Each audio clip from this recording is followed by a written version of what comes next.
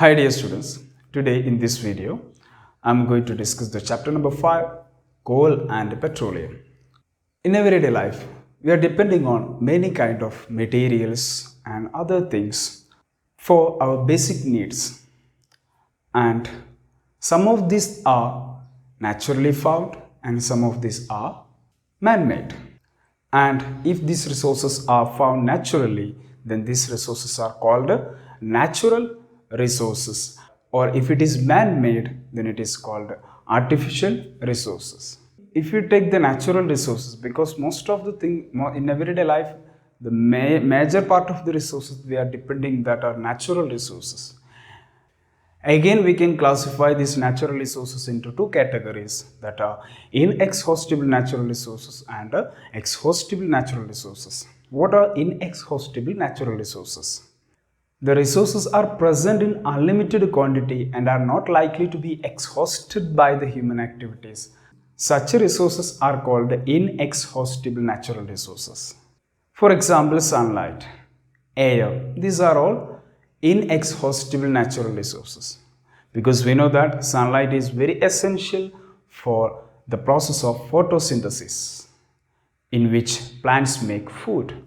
So sunlight is a good natural resource and which is inexhaustible. Similarly, air.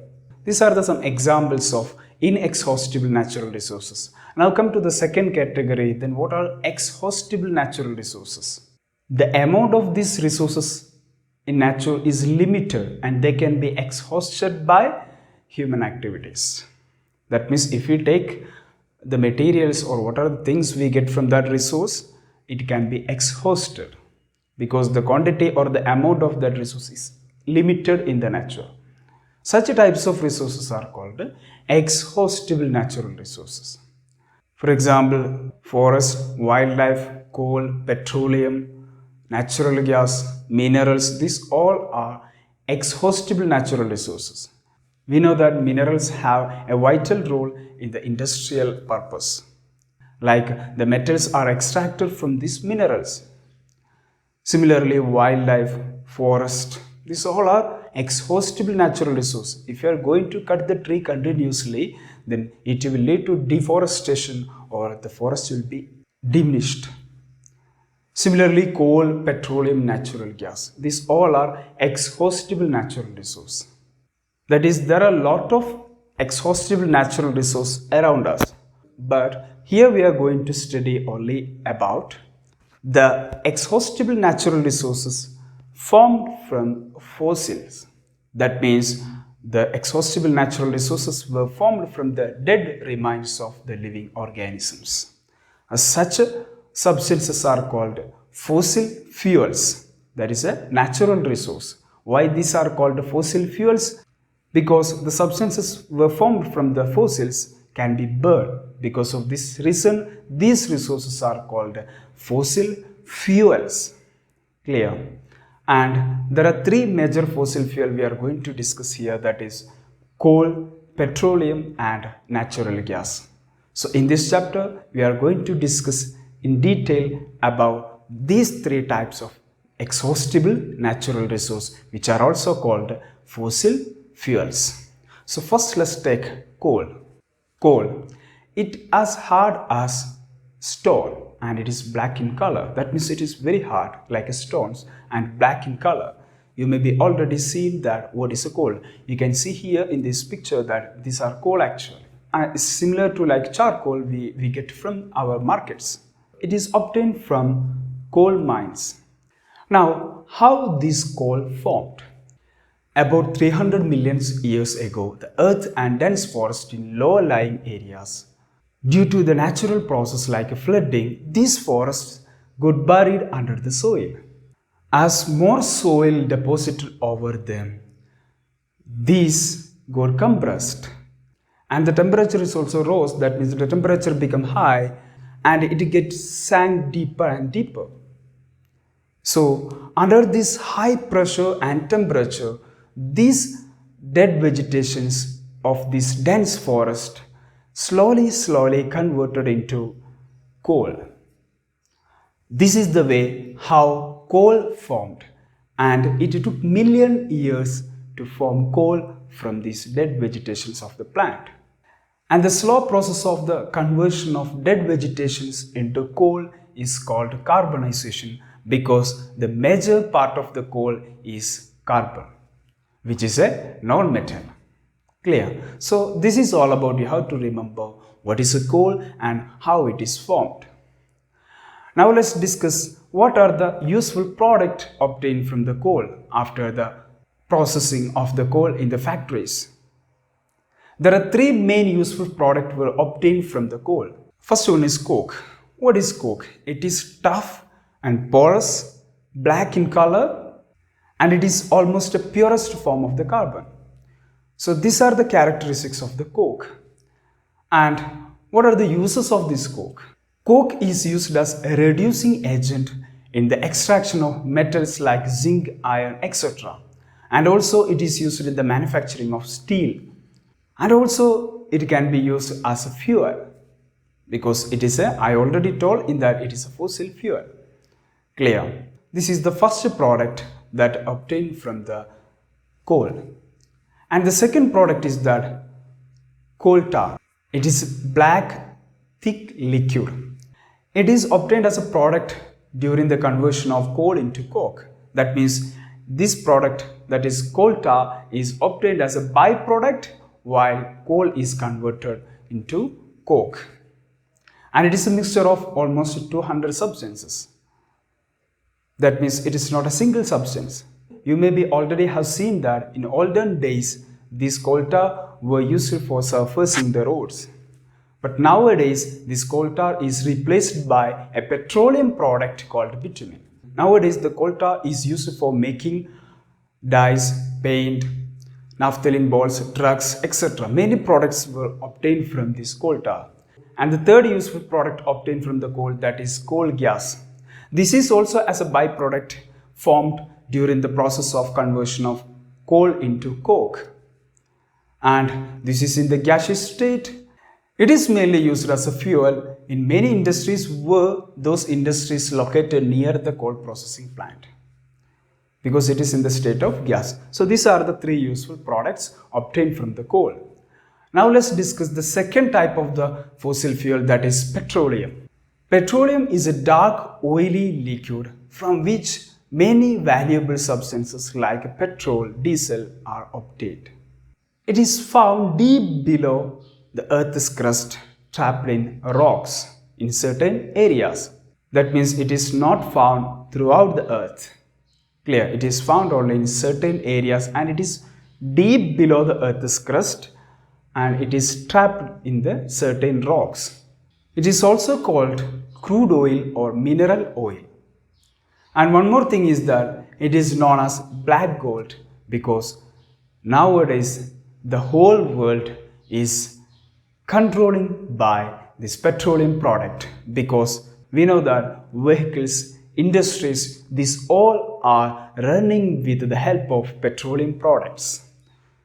And it is a very valuable substance. Because of that, it is called black gold.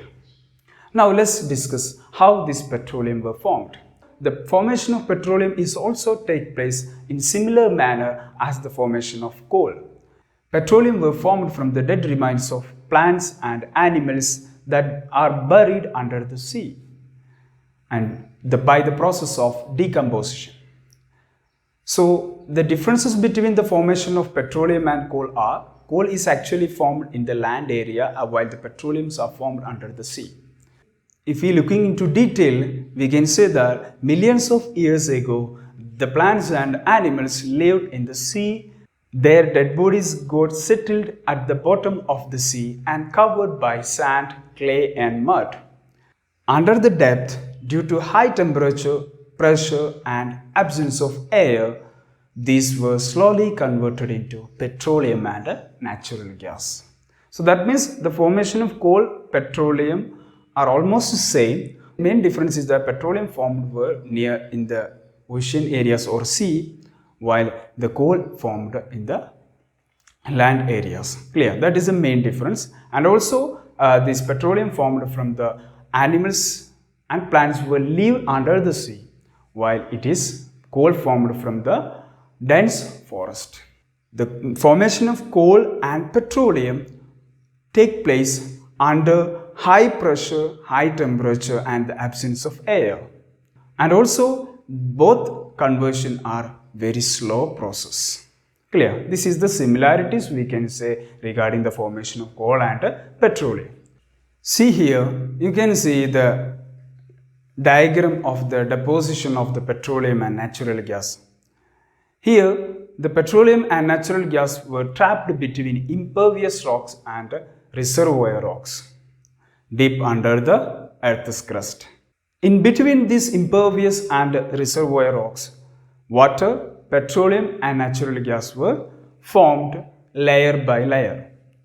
And one more thing you notice that at the bottom water and on the top of the water petroleum and on the top of the petroleum natural gas. Why this layer formation takes place? Because water is dense than petroleum and natural gas, and petroleum is dense than natural gas. Because of that they are settled like water as to bottom, then petroleum, then natural gas. Natural gas is lighter than both the petroleum and water. Because of that natural gas is on the top.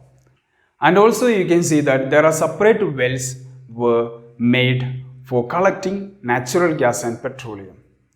So both are formed from the same process, while the natural gas and petroleum both are different product, even though they formed during the same process. Clear? So this is all about the deposition of the petroleum. Now let's discuss the constituents of the petroleum. First useful product that obtained from the petroleum is LPG, liquefied petroleum gas. While it is called liquefied petroleum gas is that because this petroleum gas stored as in the state of liquid by applying high pressure. The gas which we are using in our home as a fuel in kitchen that are liquefied petroleum gas, and it is stored in the cylinder as in the state of liquids. That is the first product. Second one is the petrol. Petrol is actually one of the major product which is obtained from the petroleum. And you already have seen what is a petrol. Petrol is mainly used as a fuel in motor vehicles. It is also used as an aviation fuel, and it is also used as a solvent for dry cleaning. So these are the main uses of petrol. And the third product is kerosene. Kerosene is also a liquid petroleum product. Kerosene, petrol both are liquid, while petroleum gas is gas. Okay, so kerosene is also used as a fuel for lamp, jet aircraft, etc. And the fourth product is diesel. Diesel is also a liquid petroleum product which is used as a fuel, especially in case of heavy motor vehicles like a truck, and also it is used in the electrical generators. And the fifth one is that lubricating oil. It is used for lubrication, especially in the parts of machineries where high amount of friction can be arised. To reduce the friction, this lubricating oil are used as a lubrication substance. Clear? And the sixth product, paraffin wax. Paraffin wax is a thick substance and it is mainly used in making of candle, wax and Vaseline, etc. And the last product, that is bitumen. Bitumen is another product which is obtained from the petroleum, and bitumen is used for making paint, different kind of paint, as well as it is used for surfacing roads. Nowadays, I already told you that coal tar is not used. Instead of coal tar, bitumen is used for surfacing the roads. So it makes the construction of road smooth. So this is all about the petroleum and the formation of petroleum, also the constituents or the useful products obtained from the petroleum. And the last exhaustible natural resource, which are also a fossil fuel, that is natural gas, which is also formed during the formation of petroleum. And the natural gas located or deposited near where the petroleum were deposited. It is a gas. It's very important fossil fuel, and it is compressed under high pressure and stored as compressed natural gas. Because of that, it is called CNG, compressed natural gas, like a liquefied petroleum gas. Petroleum gas is liquefied under high pressure. Here it is compressed under high pressure and it is stored as compressed natural gas. It is one of the best fossil fuel because it has a lot of advantages compared to the other type of fossil fuels like petroleum and coal. It is a cleaner fuel and it is less polluting. Because of this reason, it is now being used as fuel for transporting vehicles, especially where the rate of pollution is high. For example, in India, Delhi, we know that Delhi is one of the most polluted regions in the world. And nowadays, the governments are promoting the use of CNG in place of diesel.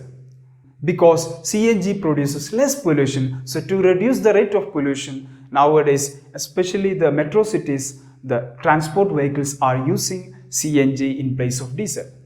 So this is one of the great advantage of CNG. And it can be used directly for burning homes and factories where it can be supplied through the pipe. Nowadays in India also the pipeline gases are already started making and it is started supplying through the pipe.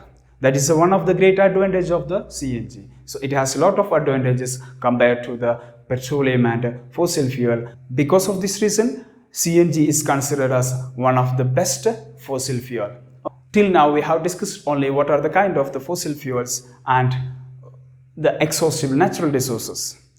I already said that the amount of these resources are limited in nature and they can be exhausted by the human activities. So that is very important we have to remember while we are using these fossil fuels or these exhaustible natural resources. So the main thing we have to remember while we are using these types of fossil fuels that it requires the formation of these fossil fuels like whether it is natural gas, petroleum or coal. It requires millions of years to form the fossil fuels from the dead remains of animals and plants. So it cannot be recreated or it cannot be created artificially in the factories or laboratories because it took millions of years. And the known reserves of these resources are last only for few hundred years. After that, it will be exhausted.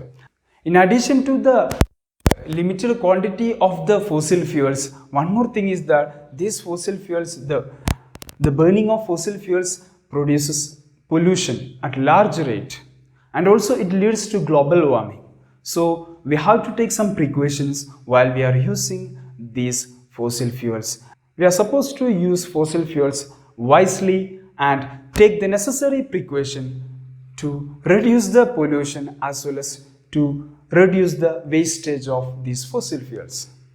In India, Petroleum Research Association suggests some conservation tips to save petrol and diesel while we are using vehicles.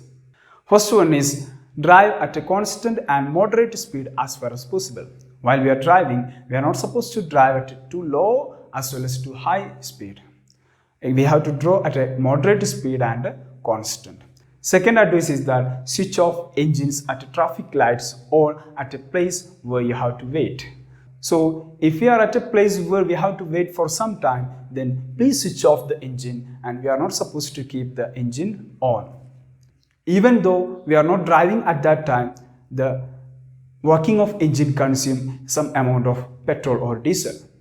And third advice is ensure correct tire pressure because if the pressure inside the tire is less, it will increase the friction and it will consume more petrol and diesel to run the vehicle.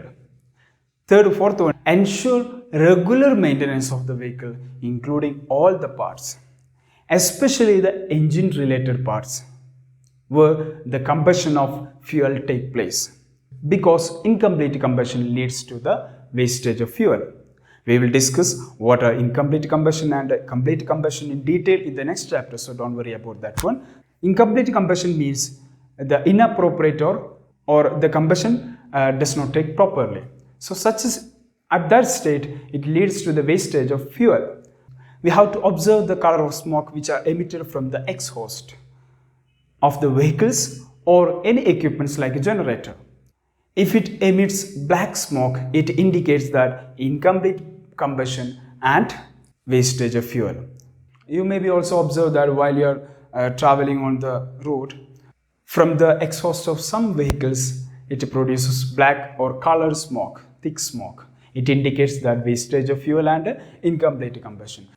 So this is all about the inexhaustible natural resource were formed from the fossils, also called fossil fuels.